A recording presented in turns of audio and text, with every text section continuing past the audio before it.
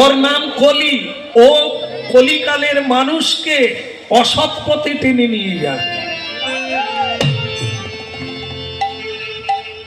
আর ওর হাতে 5টা ঘোড়া, ওটা ঘোড়া না, ওটা হচ্ছে 5টা লোভ। ঘোড়া হচ্ছে একটা প্রতীক মাত্র।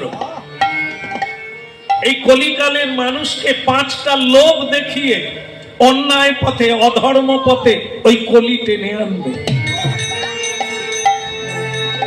সেটা কি? তাস। যেখানে তাস সেখানে কলির বাস। আপনাদের শহরে তো কেউ তাস খেলে না, ভাগ্য ভালো আপনাদের।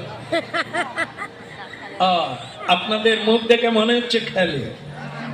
হ্যাঁ, যদি খেলে সাবধানে থাকবেন, কারণ যেখানে তাস সেখানে কলির বাস। আমাদের দেশে আমরা দেখেছি বয়স্ক মানুষেরাও তাস খেলে। হয়তো তার বাচ্চার ঔষধ পকেটে আছে, এক দান করে সকাল হয়ে গেছে, ছেলের অসুখ বাড়াবাড়ি হয়ে গেছে, ঔষধ পেল না। এমন এক নেশা। তারপরে যদি পয়সা দিয়ে খেলে আর দেখতে হলো না। ওই সংসারে যে কি হচ্ছে সে আপনারা বুঝতে পারবেন। তাহলে যেখানে তাস সেখানে কলির বাস। পাশা, পাশা মানে জুয়া। এটা তো শহরে নাই, এটাও আছে। তাহলে তো সবই আছে। এই যে তাস আর পাশা, পূর্বেও পাশা ছিল। যুধিষ্ঠির মহারাজ পাশা খেলে বনবাসী হতে হয়েছিল, সর্বহারা হতে হয়েছিল।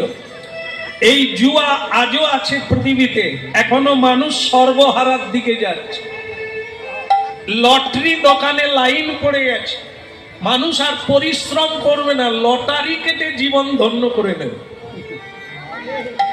কর্মময় পৃথিবী, কর্মময় জগৎ, কর্ম করে মেহনত করে পয়সা কামা, তাতে মজা পাবে।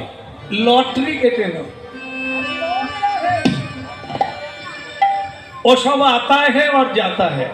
তা সেটা আমি বলবো না, সেটা আপনারা অনুভব সিদ্ধ মানুষ। তা যাই হোক, যেখানে পাশা সেখানে কলির বাসা। আরেকটা হলো যেটা আপনারা বুঝতে পারবেন না, ওটা এখানে নাই, যার নাম হচ্ছে সুরা। ও এখানে নেই বলছে, এখানে নেই। ওটাও এখানে আছে। আমি আরো ভাবলাম এমন একটা জায়গায় এসেছি